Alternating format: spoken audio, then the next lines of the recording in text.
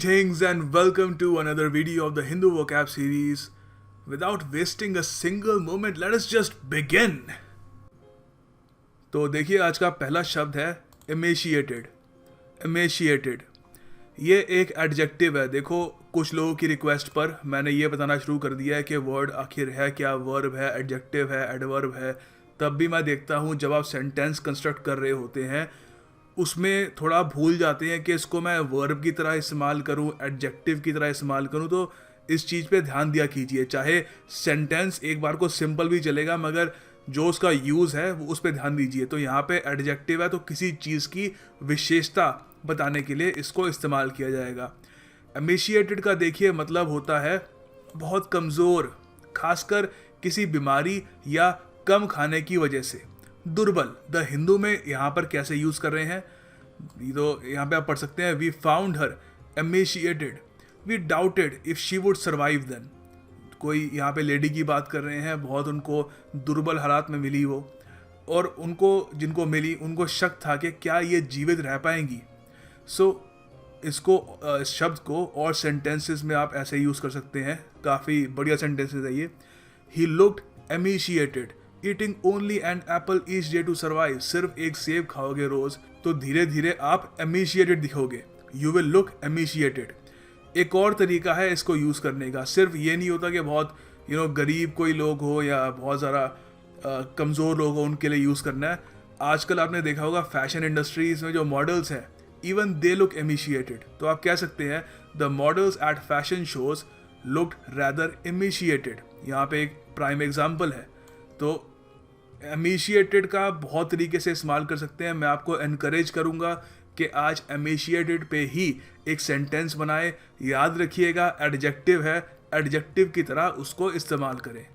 अगला शब्द है डेस्टिट्यूट. डेस्टिट्यूट ये देखिए एक एडजेक्टिव है.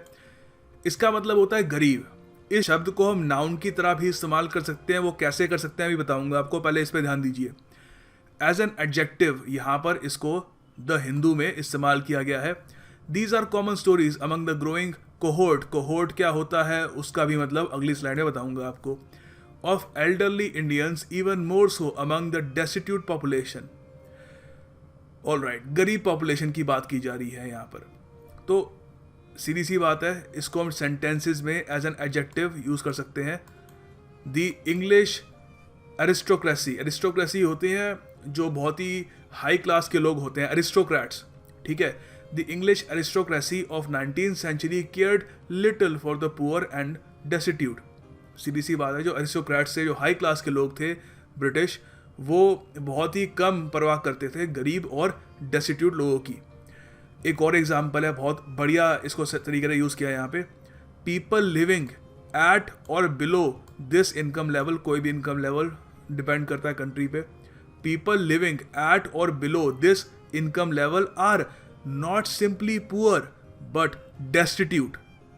तो यहाँ पर destitute एक तरीके से poor से भी एक स्टेप आगे जाता है.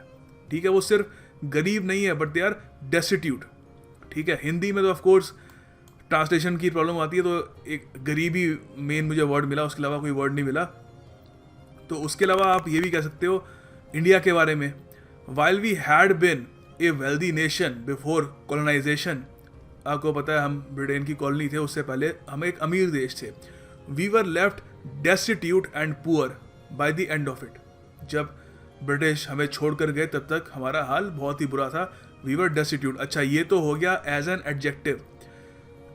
आपको अगर कहना है कि एक परिवार गरीबी में जी रहा है तो आप कह सकते हो the family is living in destitution. TIUN लगा देना एंड में, डेस्टिट्यूशन. तो ये क्या हो जाएगा, ये फिर एक नाउन की तरह इस्तेमाल कर रहे हैं हम यहाँ पे कि that family is living in destitution. Adjective नहीं है ये फिर नाउन बन गया. इन्फॉर्मेशन के लिए बता रहा हूँ कि अगर सेंटेंस बनाना हो तो वैसा भी बना सकते हो. अगला शब्द है कोहोर्ट. कोहोर्ट देखो यहाँ पर बेसिकली ये एंशंट वर्ड है, बहुत ही पुराना वर्ड है. इसको देखिए प्राचीन समय में कोई मिलिट्री का कोई यूनिट होता था ना, कुछ सर्टन लोग, एक सर्टन सोल्जर्स हैं, उनका एक पूरा यूनिट है, तो उसको कोहोर्ट कहते थे. अ कोहोर्ट ऑफ सोल्जर्स। बाद में इसको और तरीके से भी इस्तेमाल करना शुरू कर दिया। बाद में अब तो हम इसको ऐसे इस्तेमाल करते हैं, कोई एक ग्रुप ऑफ लोग हो, अ ग्रुप ऑफ पीपल जिनके पास एक शेयर्ड कैरेक्टरिस्टिक हो, तो वो एक कोहोर्ट कहलाता है। तो यहाँ पर इस्तेमाल कर रहे हैं these are common stories among the growing cohort of elderly Indians. कुछ लोग हैं, उनमें कॉमन क्या है कि वो एल्डरली इंडियंस हैं, बुजुर्ग हिंदुस्तानी हैं। तो यहाँ पर हम सेंटेंस में आपको एग्जांपल दिखा देता हूँ। A cohort of civil servants are patiently waiting for their salary. हालांकि असलियत में ऐसा कभी होगा नहीं, मगर एक पूरा एक ग्रुप है सिविल सर्वेंट्स का, लोग हैं, उनके पास शेयर्ड कैरेक्टरिस्टिक क्या है, सारे के सारे सिविल सर्वेंट है, आईएएस पास हैं। So are patiently waiting for their salary, अपनी सैलरी के लिए वेट कर रहे हैं। उसके अलावा ये भी कह सकते हो कि एज अ रिजल्ट, कोई भी मान लो कि मिलिट्री एक्सरसाइज हुई है, ठीक है, उसके बाद as a result the army will soon have a cohort of company grade officers who are accustomed to operating independently, taking the initiative and adapting to changes. Simple, ठीक है। यहाँ पर एक आर्मी में एक cohort की बात की जा रही है। फाइनली अगर आप cohorts लगा दो, ठीक है, ये बाद में इस वर्ड का ये यूज़ बना, काफ़ी मॉडर्न है ये, तो अगर हम ऐसे लगा देते हैं, cohorts कर देते हैं इसको, तो हम किसी के कंपेनियंस को भी डिस्क्राइब करने के लिए ये इस्तेमाल कर सकते हैं शब्द। आप कह सकते हो the police arrested the gangs leader and his cohorts, जो उसके साथी थे। आप ये भी कह सकते हो she entered the casino with her cohorts, अपने साथियों के साथ उसने कसिनो में एंट्रेंस की। तो ये एक यूज़ करने का तरीका है ये शब्द कोहोर्ट। अगला शब्द है नेसेंट। हम थोड़ा हमारी इंडियन एक्सेंट में नासेंट भी कह सकते हैं, मगर अच्छा रहेगा अगर हम नेसेंट ही कहें तो देखिए ये एक एडजेक्टिव है। इसका मतलब होता है कोई नया, मगर सिर्फ नया नहीं, कोई चीज़ जो नई हो मगर उसमें पोटेंशियल हो आगे कुछ बनने का, ठीक है। तो यहाँ पर बहुत ही बढ़िया तरीके से यूज़ कर रहे हैं। Such projections beg the question of how the country's nascent infrastructure and traditional social values will cope with the enormous stress that is likely to come from the need to provide for our senior citizens welfare. तो basically कह रहे हैं कि अभी हमारी जो country का nascent infrastructure है, नया नया बना है, आगे पोटेंशियल है, मगर रिसेंटली बना है, 10-20 साल पहले थोड़े बहुत पैसे आए हैं देश के पास, तो हमने इन्वेस्ट किया उसमें, तो वो भी नया नया है। तो वो कैसे डील करेगा हमारी जो एजिंग पॉपुलेशन है उससे। हिंदुस्तान में बहुत सारे लोग हैं, तो वो एज भी होंगे। तो इसको इस्तेमाल करने का कुछ बहुत ही बढ़िया आपको सेंटेंस दिखाता हूँ, आपको याद हो जाएगा इससे परमानेंटली। आप कह सकते हो Indian book retailing is also a relatively nascent industry. एक काफ़ी हद तक नई इंडस्ट्री है, पोटेंशियल है, मगर अभी भी नहीं है। सबसे बढ़िया एग्जाम्पल मेरे हिसाब से इसका हो सकता है, some feel that there is a fear in Pakistan that opening doors to Bollywood could destroy the nascent Pakistani film industry. Pakistani film industry का आपको नाम पता है लॉलीवुड, क्योंकि आई थिंक लाहौर में है, परहैप्स, मुझे पता नहीं है, गलत हो तो बता देना। तो लॉलीवुड, तो उनकी काफ़ी nascent फिल्म इंडस्ट्री है, तो उनको डर है कि अगर हम पूरे दरवाजे खोल दें इंडियन फिल्म्स के लिए, तो वो तो पूरा सिनेमा वगैरह सब वही भर देंगी। हमारी जो नेसेंट फिल्म इंडस्ट्री है पाकिस्तान की, पाकिस्तानी सोचेंगे, मैं नहीं, तो पाकिस्तान की जो नेसेंट फिल्म इंडस्ट्री है वो कैसे सरवाइव कर पाएगी। तो ये याद करने का तरीका है, ठीक है। पाकिस्तानी फिल्म इंडस्ट्री क्या है, नेसेंट। देखिए अगला शब्द है इनेविटेबली। इनेविटेबली, इसका देखिए ये एक एडवर्ब है, इसकी एक दूसरी फॉर्म को आप एडजेक्टिव की तरह भी इस्तेमाल कर सकते हैं, बताऊंगा कैसे। इनेविटेबली का मतलब क्या होता है, कोई ऐसी चीज़ जो होनी ही होनी है, अनअवॉइडेबल है, आप उसको अवॉइड नहीं कर सकते। For example circle of life, आपको पता है, जैसे यहाँ पे आप देखेंगे 2 बच्चे हैं, खेल रहे हैं, बड़े हुए, शादी कर ली, बूढ़े हो गए, कोई मर गया, दूसरा ही मर गया। तो ये इनेविटेबल है, होना ही होना है, बच्चे से बड़े होना, फिर बूढ़े होना, मर जाना। जितने अमीर हो जाओ, जितने आप नॉलेजेबल हो जाओ, इसको आप रोक नहीं सकते। तो यहाँ पर इसको सेंटेंस में, इसको द हिंदू में इस्तेमाल किया जा रहा है। Hence these government supported homes are not encouraged to rescue the poor among the elderly who inevitably get push to beggary on the streets. तो एक सोशल प्रॉब्लम की बात कर रहे हैं यहाँ पे, सोशियो इकोनॉमिक, के सरकार प्रॉपर उनको सपोर्ट नहीं देती, तो उनको आज नहीं तो कल भीख मांगने पे मजबूर होना ही पड़ता है, वो अनअवॉइडेबल है जो प्रेजेंट सिस्टम है उसमें। तो ये तो हो गया as an adverb. As an adjective आप इसको इनएविटेबल के रूप में इस्तेमाल कर सकते हो, सेम मीनिंग है अनअवॉइडेबल, मगर इस वक्त आप एक एडजेक्टिव के तौर पे इस्तेमाल कर रहे होगे। फ़र्क बताता हूँ, यहाँ पे देखिए सेंटेंसेस है, war was inevitable between China and Japan, ये वर्ल्ड वॉर 2 की बात कर रहे हैं, ठीक है। तो वॉर इनएविटेबल थी, होनी ही होनी थी। उसके आगे आप कह सकते हो कि उसके अलावा oil price rise would be inevitable adding to industries energy bill. Oil price rise भी इनएविटेबल है, ठीक है। कोई ऐसा सोर्स तो है नहीं है कि रिन्यूएबल है, एक टाइम पे बहुत कम हो जाएगा, उस वक्त उसके प्राइसेस बहुत ऊपर हो जाएंगे। फाइनली आप इसको एज एन एडवर्ब इस्तेमाल कर सकते हो, persistent inequalities between main and women will inevitably hinder the development process. Hinder का मतलब मैं आपको बता चुका हूँ, रुकावट।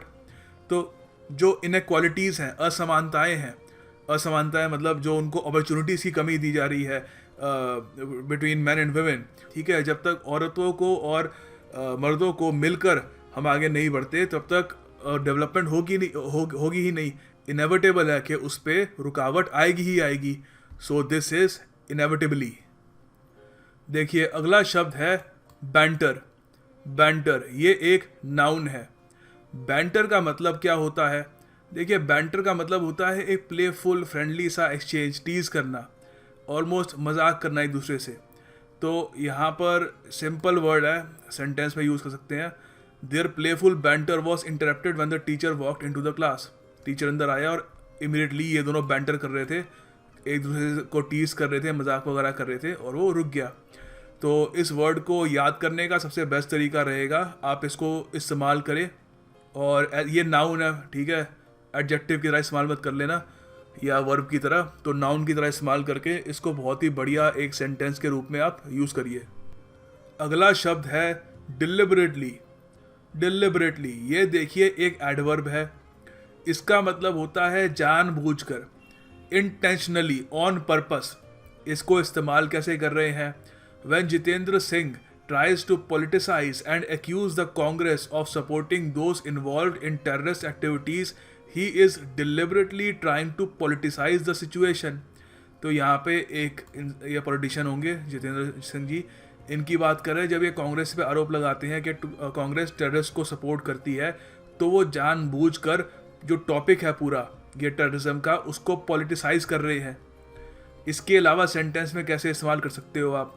She would never have deliberately taken her own life. वो कभी जानबूझकर अपनी ज़िंदगी नहीं लेती। अगर जो भी ये सेंटेंस बोला उसको जानता होगा जिसने अपनी ज़िंदगी ली है। ये एक तरीका है बोलने का। उसके अलावा आप ये भी कह सकते हो कि we do not know whether those statements were deliberately misleading or uninformed. किसी ने कुछ बोल दिया तो हमें पता नहीं है कि जानबूझकर वो स्टेटमेंट्स मिसलीडिंग थी या फिर गलती से अनइन्फॉर्म्ड आदमी था, उसने ये स्टेटमेंट बोल दी। तो दिस इज डिलिबरेटली, जानबूझकर। अगला शब्द है क्वैगमायर। क्वैगमायर देखिए इसका मतलब होता है एक ऑकवर्ड, कॉम्प्लेक्स या मुश्किल सिचुएशन। तो इसको यहाँ पर कह रहे हैं That is the reason it finds itself in the quagmire of Trumpism. ये यहाँ से इतना समझ नहीं आएगा, यहाँ से समझने की कोशिश करते हैं। सेंटेंस है, बढ़िया सेंटेंस है। With a clear approach, companies could see themselves involved in a bureaucratic quagmire without बिना किसी क्लियर अप्रोच के कंपनीज एक ब्यूरोक्रेटिक, ठीक है, लाल फीताशाही वाली एक ऑकवर्ड सी, कॉम्प्लेक्स सी सिचुएशन में फंस सकते हैं। एग्जाम्पल यहाँ पे कार्टून में देख सकते हैं। यहाँ पे अब ओबामा जी यहाँ पे दिख रहे हैं, वैसे ट्रम्प होने चाहिए थे, पुराना कार्टून है। तो ओबामा जी यहाँ पर अफगानिस्तान नाम की चिंगम पे इनका पैर चला गया। अब एक कॉम्प्लेक्स ही, ऑकवर्ड सी क्वैगमायर में ये फंस चुके हैं। तो दिस इज क्वैगमायर, बहुत इंपॉर्टेंट वर्ड है, एग्जामिनेशंस में पहले आ चुका है, याद रखिएगा इसका मतलब क्या है, ठीक है। इसका एंटोनिम भी होगा सिंप्लिसिटी, समथिंग सिंपल, सीधी सी बात है। ऐसे वर्ड्स का एंटोनिम भी आप अपने आप गैस कर सकते हैं। ज़रूरी नहीं है कि जो मैं आपको एंटोनिम बताऊंगा एग्जाम में भी वही आएगा, आपको कभी कभी अपनी खुद की भी इंटेलिजेंस इस्तेमाल करनी होगी। Time for some MCQs। तो देखो ये पहले इडियम करेंगे हम पहले। To flog a dead horse, आपको इसका मतलब बताना है। क्या इसका मतलब है? To act in a foolish way, to waste one's efforts, to revive interest in an old subject, या टू रिवाइव ओल्ड मेमोरीज। मैं नहीं बताऊंगा, इसका आंसर आपको PDF में मिल जाएगा। So good luck with that, attempt करिए। अगले इडियम की तरफ हम बढ़ते हैं। अगला इडियम है अ रेड लेटर डे। इसका मतलब क्या होगा? आप पहले गेस करिए, अटेम्प्ट करिए, फिर मैं आंसर बताता हूँ। Okay, answer time. देखो इसका आंसर एन इम्पॉर्टेंट डे ही है। Yes, a red letter day, an important day. तो इसका सेंटेंस अगर बेसिक होगा, मतलब you know so and so was a red letter day, कुछ भी डाल दो, कोई खास इमेजिनेशन नहीं चाहिए इसका सेंटेंस बनाना। And the next idiom is to blow hot and cold. तो आपको बताना है इसका मतलब क्या होगा। Changing weather, to be untrustworthy, to be inconsistent, to be rich and poor frequently. So video pause करके क्वेश्चन अटेम्प्ट कर लीजिए। ऑलराइट, होपफुली आपने अटेम्प्ट कर लिया होगा। तो देखिए इसका जो आंसर है वो है टू बी इनकंसिस्टेंट। जी हाँ, सेंटेंस में कैसे यूज करना है बता देता हूँ। You can say his mother kept blowing hot and cold about the idea of going abroad for education.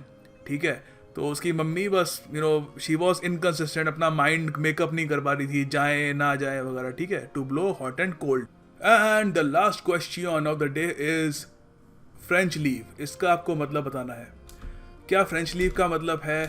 एक चल जाए यार, long absence, leave on the pretext of illness, किसी इलनेस का बहाना बना के छुट्टी पे जाना, कैजुअल लीव, ठीक है, या फिर एक एब्सेंस विदाउट परमिशन। बताइए। देखो इसका मतलब होता है फ्रेंच लीव का absence without permission. 18th century France में पार्टी में लोग जाते थे तो बिना बताए चले जाते थे, फैशन था वहाँ पे, तो तब से चला गया फ्रेंच लीव। तो सेंटेंसेस में भी यूज़ होता है। आप कह सकते हो इज़ राहुल रियली इल और is he taking a French leave.